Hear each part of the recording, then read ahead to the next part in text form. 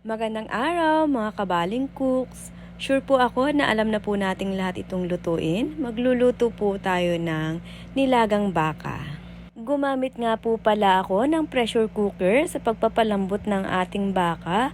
Pero mga kabaling cooks, nakalimutan ko po kung ilang minuto na. Kaya, hayun, corn beef na. Kaya ang ginawa ko na lang po mga kabaling cooks, tinanggal ko na lang po sa sabaw yung ating corn beef.